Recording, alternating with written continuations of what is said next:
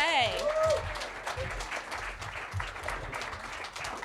So we obviously were not listening, and so I don't know if she already said it, but Jennifer's going to join us in a little bit. She's stuck in traffic, so we're going to get started with Sadie and Sam, because what you guys watched was just the pilot.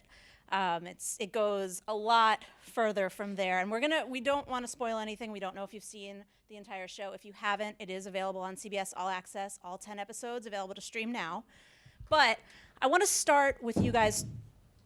Leave it. Okay. I want to start with you guys talking a little bit about what you knew about the characters and the arc that you would take at the start when you were talking to Marc Cherry about taking the role. Because obviously 1960s, you might have a specific idea of what a man and a woman were and could be in that time. So what did you know? How much of that aspect, that timeline aspect, was the draw? Going into it, I knew that April had a really bright spirit. I knew that she was kind of unconventional in a lot of ways for a woman in the 60s. She was passionate and driven. She was working. She had really big dreams, and that was really appealing. I really liked her vibrancy and her hunger. But as for her arc in the show, I really knew very little going into it, other than that she would have some kind of a relationship with Ginny.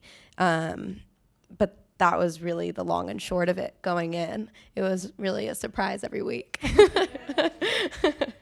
Sam? Well, I knew what it said on the breakdown. And then, but I didn't really know...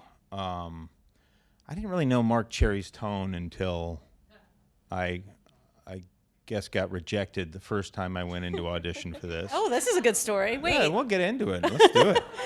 So I auditioned for this in, I don't know, January or something. And I had met Marc, and it went well, but it didn't go any further. And then about 2 weeks later... 2 or 3 weeks later, my agency was like, "Hey, Scott, the casting director, I want to say, is Scott here?" Yes, thank you. I don't think he's here. Because I always want to say but it's Jenkinger. Thank you for being here. Scott Jenkinger called him up and was like, "I think Sam can do this, and I want to bring him back." And we had a session like 30 minutes long where we just kind of went over the whole of the character. And, if it weren't for him, I wouldn't have had a second chance. And he's just been, it feels like when you go into casting rooms, seldom do you feel like or maybe you just, as an actor, you're always nervous about whether people are rooting for you or not. But to have someone like that is, believes in you and brings you back, is really moving. And also gave me a beat on what the character was, which was, he's a bigger, it's a grander role than what I had imagined originally. I hadn't watched many Desperate Housewives because I don't watch too much TV, and then which is a great thing to say when you're an actor working predominantly on TV. But to watch his work, Marc's work, and the specificity that he has for each of these characters was just so fun to be a part of for all summer and spring. So, talking about having Scott kind of in your corner, obviously collaboration is very important on a show like this, between you guys as actors, with you and Marc, with you and the directors. How much were you able to influence the evolution of your characters' arcs once you were cast in these roles? I feel like a pretty good amount. I think auditioning for this role, I remember Marc saying a comment about how my take on her wasn't really what he had anticipated originally. And we found new colors of her together. And they did some rewriting, and it was a much larger conversation that we had a couple of times going into the show, because when I read April, immediately I was really struck by her strength in a lot of ways. In a lot of ways, she tries to be this go-getter that's really mature for her age and has it all together. In a lot of ways, she's like this scared little kid that really doesn't know. And that wasn't exactly, I think, what Marc had intended going into it. And so we had a lot of dialogue about it. And as the show kind of progressed and Ginny and I found things together and we would discover things at table reads, there was a lot of times where I would have questions and be like, well, I don't really know why this is going this way, or like, do you think that this would really be the way that she would respond to this, or it says this in the script and I don't really feel like I totally understand that. So maybe someone could help explain that to me. And I mean, Marc is so hands-on and collaborative is like the best word that I can use for it, and that I think he really welcomes an environment where questioning the material is really celebrated and welcomed. And it doesn't always mean that like I get the way that I think it's going to go. But it means that I always get to have the conversation of it. And I always feel like my opinions are really celebrated and valued, which I think is a really exciting environment to create on. Like that's all that you can hope, I think, going into material like this that gets to be so complicated and tricky as the season progresses, that it's really important to have clarity and to feel like it's something that we all are building together, and I definitely feel like that happened. Ditto. Yes. Well, you know, I also Marc is known on our set for the rehearsals in the morning, where you know it could be an hour of the day of just walking through all the beats. And the specificity he has for these beats, I would say 90% of the time they're just spot on. And Ginny will be here in a moment. She's running and stuck in traffic, but she and I were like, we have to start making a list of all these Marc Cherry witticisms that are so specific about comedy, because there's... in the second episode, there's this scene where Ginny and I end up at the hospital, and we're sitting there in the waiting room, and you know, he goes through all his notes for about 10 minutes, and he goes, "Sam, my only comment for you is that I think that the comedy is not in crossed legs." And I said, "What do you mean?" He goes, "Well, you've just fallen out of the shower, you're bloody, you've got your hand bandaged, you go to the hospital and you've been sitting there despondent and you're angry at each other, and so I think crossed legs just feels a little too formal."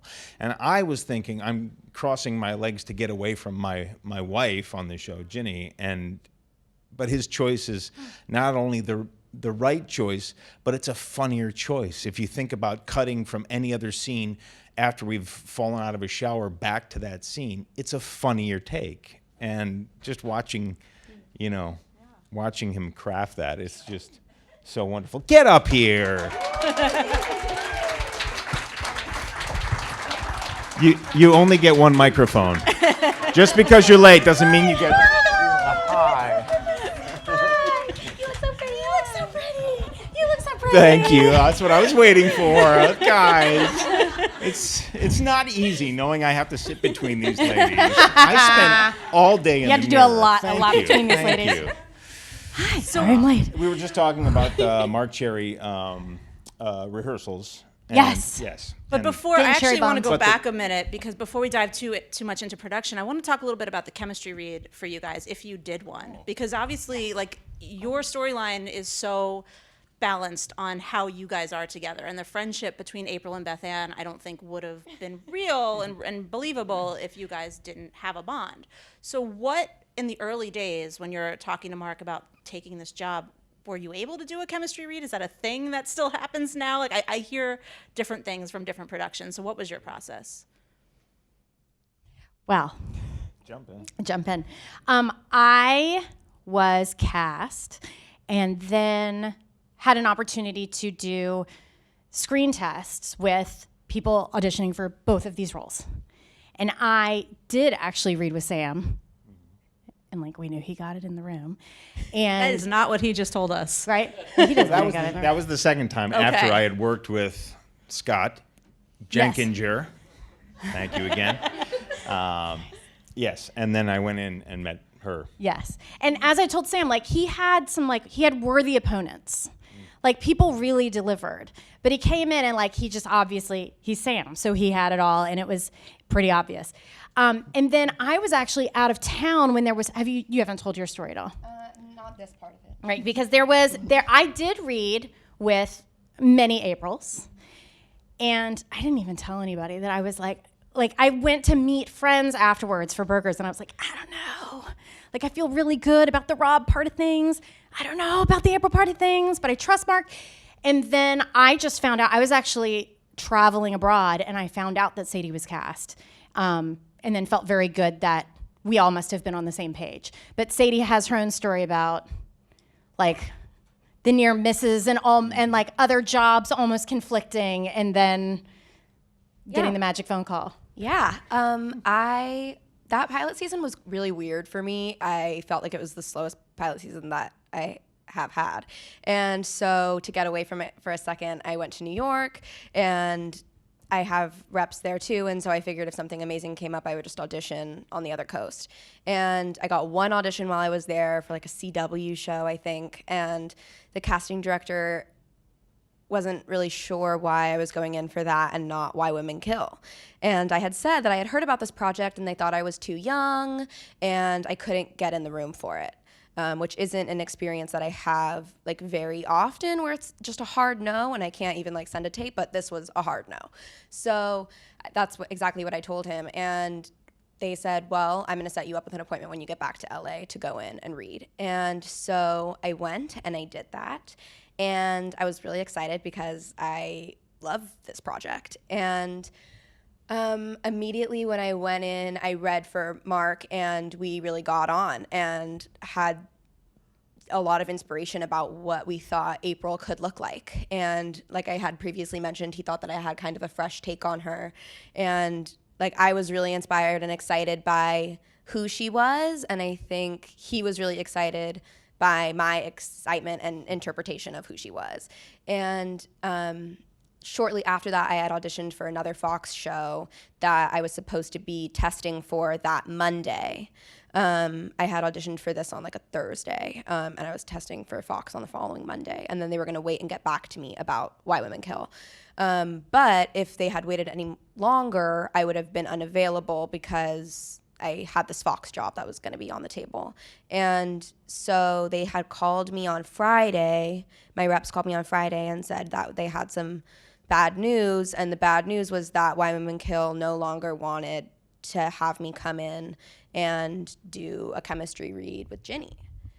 And I was really upset about it. And then they said that they had some good news, though, and that the good news was that they had given me an offer for this job.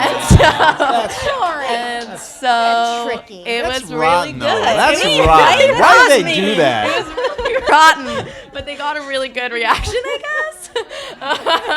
They was love doing super- that. they love My it. agent does that same shit. And after 20 years, I'm like, dude, I know. Just if I don't have the job, you better just tell me right away. Do you panic if all of your reps are on the phone at Yes, the same the time? conference call? Yeah, because it's like I'm either getting a job or I'm fired Yep. from something. Right. Yeah. I hate the like, we have your lawyer and your manager and your agent and your TV agent and your voiceover And agent. your second grade teacher. Yeah, exactly. And Your mom. Your guidance and- counselor in high school.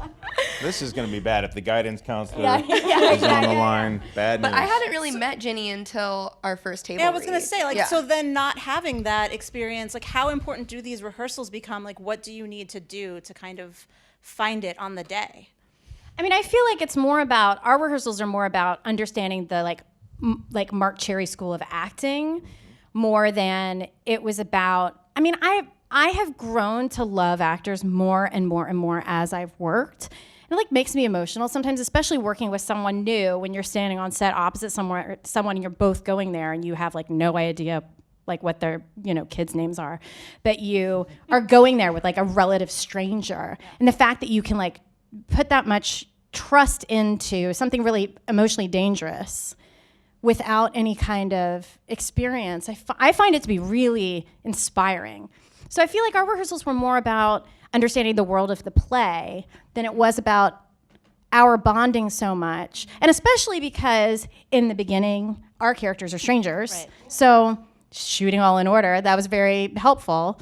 And then we did have, enough hang and, rehearsal time to figure out like how our marriage ticked. But yeah, I feel like it was more, don't you? Yeah. Right? Yes. I feel like the rehearsals were just more about like, how do you act in Marc's world? Yes. Right. Yes. And I mean, Sam's already kind of talked a little bit about not knowing Marc's tone when he first stepped in. Our brains were always hurting. Yeah, so bad. what was the adjustment like in terms of like knowing how to find comedy in what can be very serious? I mean, your storyline, you weren't here, but we were saying we don't want to spoil the ending. Yeah. We don't want to assume everyone's seen it, but like your storyline goes to some very serious places, especially in the 60s. There's an abortion storyline, there's domestic violence. Yeah. And then there's humor on top of all of that. I feel like it was all this like grand manipulation where hopefully by the end of the season you're like, I can't believe I was laughing at that.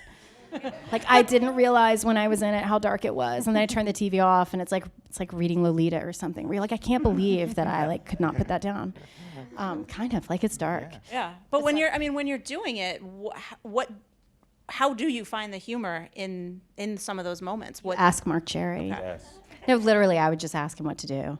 Because my brain really did hurt all the time. Because I was like, I know that I'm supposed to cross this line to get there, and then I can't cross any of the other lines.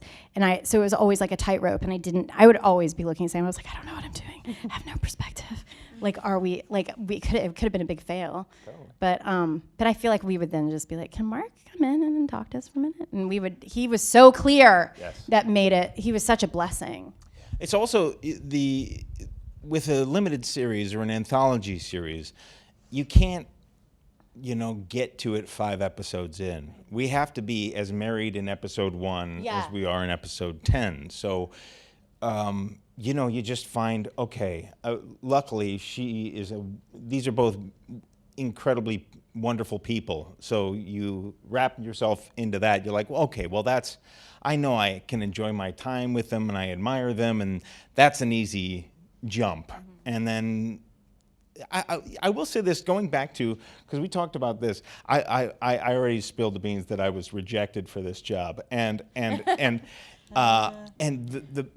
blessing is, I've been doing this 20 years now, and I'm this spring doing this pilot season. I was like, I gotta go into the same fucking office I've been going into for 20 years, seeing the same dudes signing my name at the same desk, and the blessing is, I've been offered jobs in the past, and I wasn't offered this. And the difference is, when I was offered the jobs and got to set, I realized, I don't know if they really want me.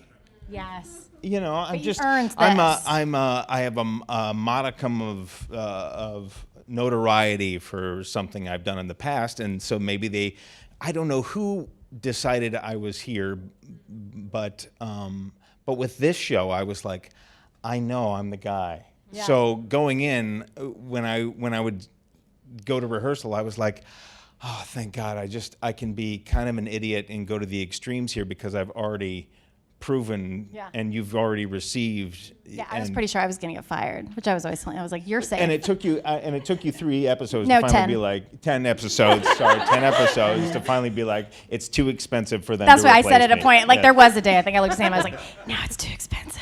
I'm safe. Sometimes that's your goal as an actor. Just like, be in the background enough that when they finally realize, man, that guy is just terrible.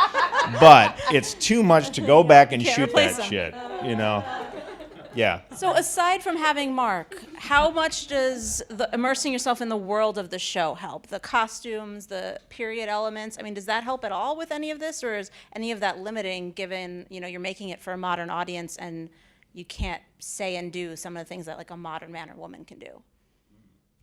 I realized that this was like my 7th period film, which I'm gonna like put in quotes because like in America, period is just anything that's like around 50 years ago. I mean, 1990s technically is now period. This is true. But like, I love like if we were in England, like they'd be like, this is not period. But this was like my 7th project where I was playing a character that lived within like a 15-year period. So for me, this is my comfort zone, and I also work really from the outside in. And so to have all of the boundaries and limitations of the time, and to have on like 4 corsets and have my feet be killing me. And have you talked about the shoes? I was only like 5 minutes late. I love that I think y'all talked for like an hour. I would love to hear about the shoes though, Right. because I feel like the costumes really do inform a lot of Oh, this. Definitely. Yeah, 100%. Like absolutely. I couldn't even go through rehearsals without my like head to toe discomfort, because I felt like the character's always uncomfortable, and I'm gonna have to be uncomfortable. And I do feel like like Janie Bryant did, like our costume designer did like 50% of the. I want to work her into all my contracts. She does like 50% of the work for you, because it's like this is the outside of your character. She did this show called Mad Men. Yeah, Which- she doesn't know this Which era she at knows all. the air. Yeah. Yeah, but I think it helps immensely. I mean, like Ginny kind of mentioned, there was times where we would be shooting in the car and those shoes are so uncomfortable and you're wearing like 50 layers of fluff and corset and it's so uncomfortable most of the time. And they would be like, well, you're not going to see the bottom half. Like, do you want us to just like scrap the shoes? And every time we would opt to keep them on, because I think that it really informs a lot about their personhood, of like what they feel and how they carry themselves. And I was so grateful for Janie, because she is so artful in how she builds these characters. And like, I don't feel like every costume designer would take the time and effort to make sure that we were wearing all of the proper undergarments and all of the layers. And really it makes a huge, huge difference, not only in how it looks, like how it physically looks with the dress on, but also how we sit, how we stand, how our posture is. How we can't go to the loo, how we can't eat. All of these things are super real and are huge parts of daily life for these women. And so I think that the restriction of it that you're mentioning just keeps it honest to the period.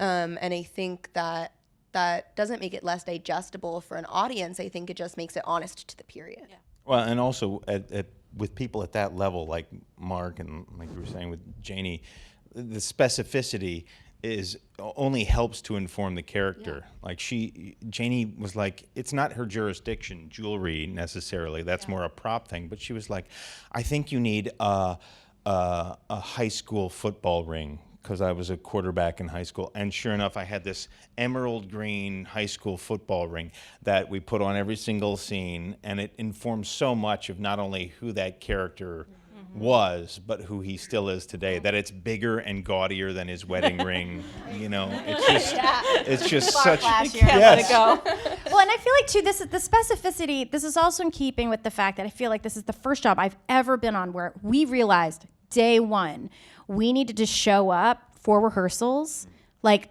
so far beyond off book that we would not take our sides to set. Like, because we would have our cherry bomb rehearsals, which were like, 30 minutes to an hour before we start working. We realized like we needed to give a camera ready performance. What we would have normally put on film, we would do the first line through of the morning.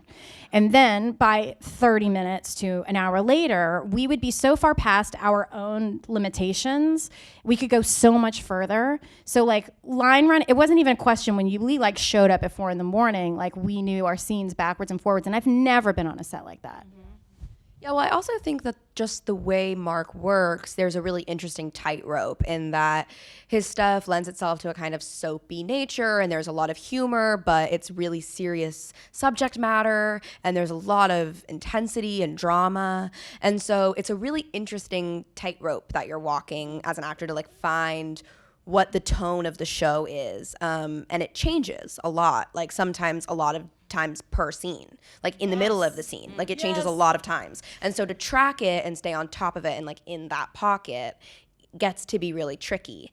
And so I think that's why those rehearsals are so valuable, and like why we had to show up that way is because it takes being off of the page and like really present and aware of Marc's notes and what's happening with your partner and the blocking, because on top of that, you have to remember that like we also have then all of this period stuff and all of the shoot. Like there's so many distractions that like that is the simplest way to approach. Always falling apart. Yeah, like something is always falling apart. There's like always everything is like there's like always roadblocks that pop up.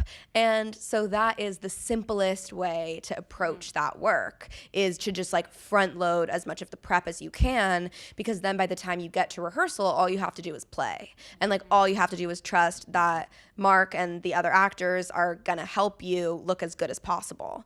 And like that there's a really good team of camera people and editors and Janie and Marc and like everyone that's going to help you. And like what we can do to prepare for that is to just not be unprepared going in. You said something really interesting, though, is that you just have to trust. And trust, I don't think, is the easiest thing for everybody. Obviously, in your field, you have to be able to do it. But, you know, on a show like this where you don't have the same director for every episode, and you come in and you know you have to be off book and you know you have this rehearsal process, but it's an adjustment for them. Yeah. What is the key to rolling with that when in every episode it could be like starting over? That part was real hard. That was real hard for me. I really wish we'd had the same director the whole time. I mean, any of them. Any one of them would have been fine to just take us on the whole journey. Yeah, because I did feel like we would have these like learning curves with new people when they would come in because the show is so specific. Like, it's interesting to have watched it because I felt on the days, I felt like we were so unbelievably larger than life. So I'm so delighted to actually watch the show and be like, oh my God, it worked. Like the Marc Cherry magic thing works. But I do feel like there would be like this learning curve with new people. And I'd find myself getting like possessive of the show and getting very, like my knee-jerk reactions were probably not very ladylike because I'd be like irritated with like anybody new coming in. So then like Lucy Liu had a fine time because we already loved her. I was going to say, because she directed one and she knew the tone of the show. So Incredible. I loved working with Lucy so much. Does it make you guys want to take the reins? No. Okay. Yes. Definitely not. I'll leave it to you guys. Yeah, I think that with new directors coming in, there's obviously challenges, but the thing that makes that easier is that we always had Marc and we always had our morning rehearsals with Marc regardless of who the director was. So that part always stayed the same. And I think that as the show progressed, like we were lucky enough to build relationships off camera where like I really trusted in my other actors where if something wasn't working and I didn't feel comfortable like always communicating that, or I didn't feel like it was being heard by the director, I could always go to Marc or to Ginny or to Sam and be like, this doesn't really feel, what do you think here? And like we could run it out and we'd always figure it out. And like if something really didn't work, then I always felt comfortable enough to go up to Marc and be like, I don't understand. Like I don't know what I'm doing and I don't feel like it's working. And someone would always help. And so like that's the part of even if like I don't trust it, the behavior always says that like it's safe to trust. And even when I feel like it's not and it's not working, then we see it and like it is, it's fine. And Lucy directing was a really special treat. Which is interesting because you guys didn't really, with the exception of the final episode where there is a little interaction, you didn't really work with her as an actor. No. But she knows the show. So how does her stepping in to direct you change what you're doing knowing how well she knows the show? Well, don't look at me. I have a terrible answer. I think that episode, like without giving too much away, that episode is a really weighty episode, particularly for this storyline. And I was really nervous going into that episode because you sense a real tonal shift that happens in the show in episode 8. And Lucy was amazing in that she picked up her cell phone and called me and was like, hey, I understand that you're feeling a little nervous. Like, let's talk it out.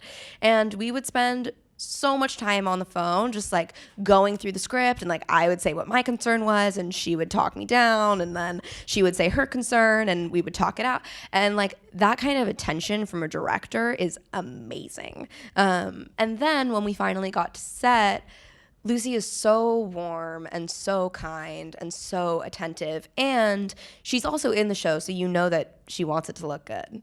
And it was really such a treat. Like I felt so carried and so safe, and she built such an amazing environment. And it's really cool to see women directing. We had a lot of female directors, and like to see Lucy, who's like an actor, directing is amazing. The way that she communicates with actors, I thought was so smart. Like our most prepared director. Yeah, like so prepared and so communicative. And since we've wrapped the show, I've like had the pleasure of seeing her and talking to her a little bit more about it and how she got into directing and like, she has been so supportive and lovely and saying, like, come shadow me and, like, come do this, and has been so uplifting and supportive the whole ride, which I think is so huge, because when a director sets a tone like that on a set, that it's safe and that your voice is valuable, like, the work that comes from that is so profound. And so I felt really lucky that we had her.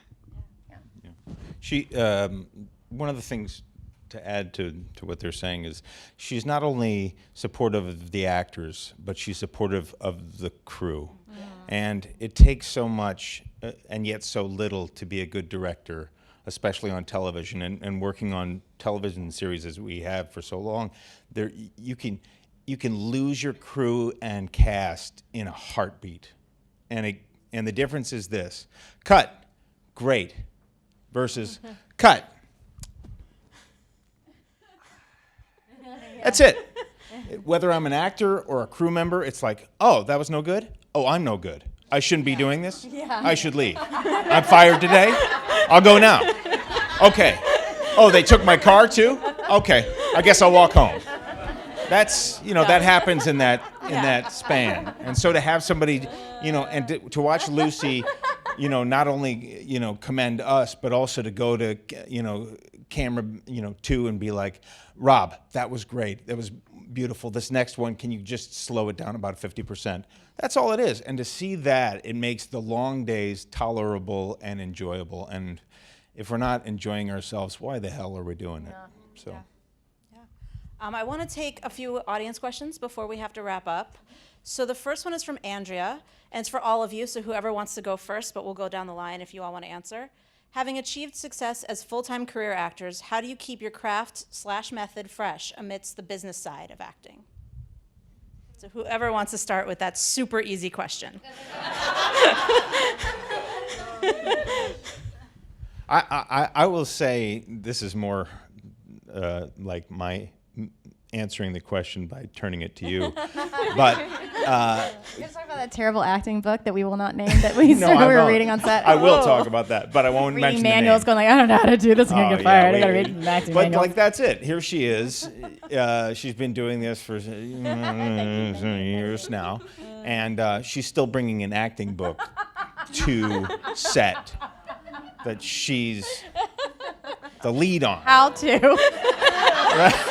Scratch. How to act for dummies. You were like speed reading. Oh, don't do that. Oh, don't do that. Oh, no, I already did that. Oh, well. But, always being a pupil of it. Just always being humbled by, meeting someone new that has a different perspective and saying, how can I learn from that? And what is there to learn? I mean, that's just keeping it vital. I always, once you see an actor or actress settle, is the second you're like, I'm kind of done. He or she just ends up turning out the same crap every year, and it's charming, but we've had enough. And I don't want to. I want to kind of keep surprising myself and people that have to sit through watching me.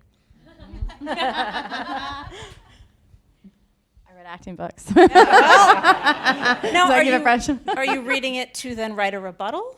Like, this book is bad, I'm going to write my own?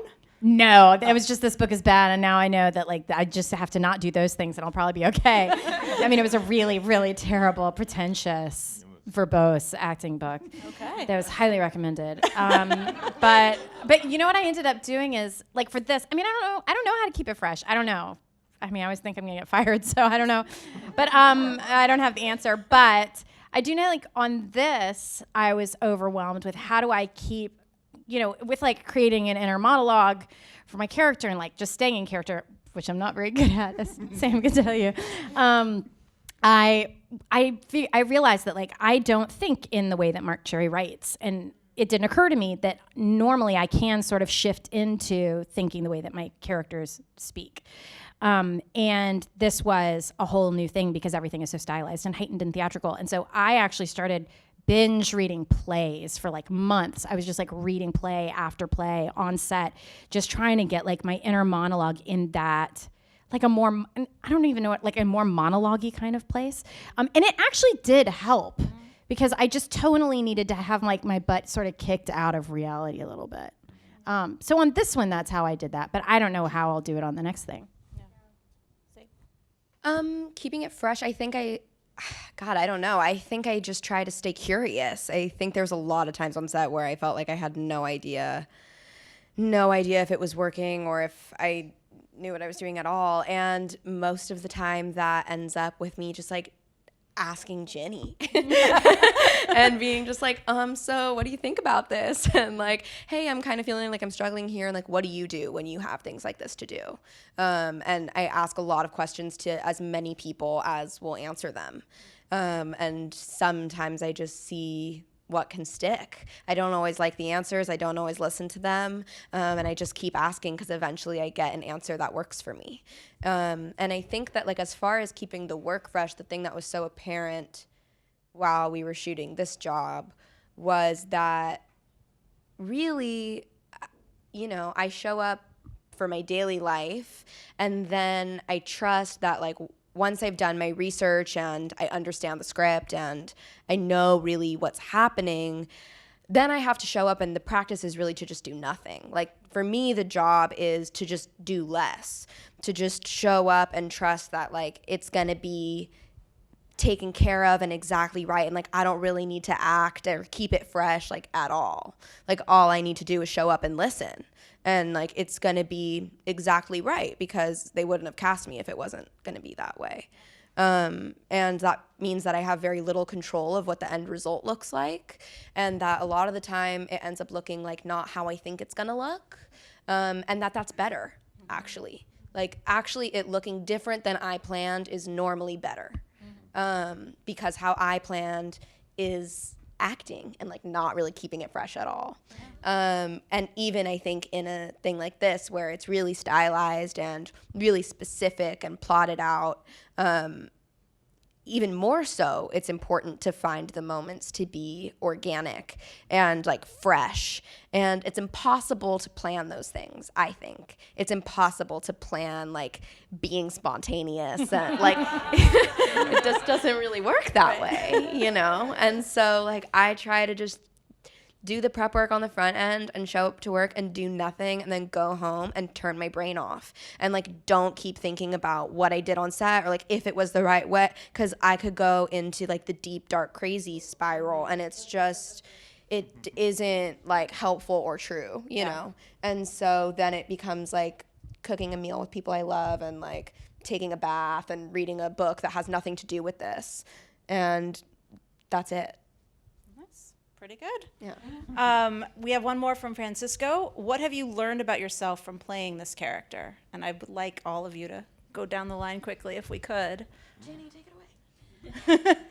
I mean, how not to, without there being any spoilers. I learned that I learned a lot about deal breakers in relationships as far as the storyline goes. And I think also I just learned a lot about, because this is actually probably the hardest job I've done in maybe ever. I can't really think of a harder job than this one, as far as like my brain hurting all the time. And which is like the highest compliment I can pay. Like I'm all about my brain hurting. And so I would say that I learned that like I'm like up to the task of trying. That Marc really threw me something I felt like I hadn't. On the outset, it might seem this is something I've done before, but you'll see over the course of the season, it's like he really gave me more to work with than anybody's ever given me to work with before. And I had never gotten to go to some of those places. And I found out, like, it's safe and I'm good and I want to do it again. Nice. I don't mean I'm good, like I'm talented. I mean I'm good to go. Like, but also you were good. You. It was good. It was great. I mean, I don't know that everyone saw it, but you'll love it. You should all go binge it. She's good. Yeah. I guess I learned that,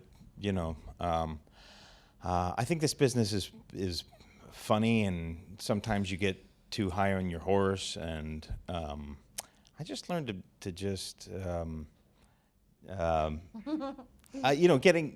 to work for this made me realize that there's no one way to get into a character, and that humbling yourself is always the most valuable. Like I said, when it comes to researching the character or building that world, you really, I think that's what we love about taking on acting, is that we are for some time transported to really truly empathizing with another human being. And that is just profoundly powerful.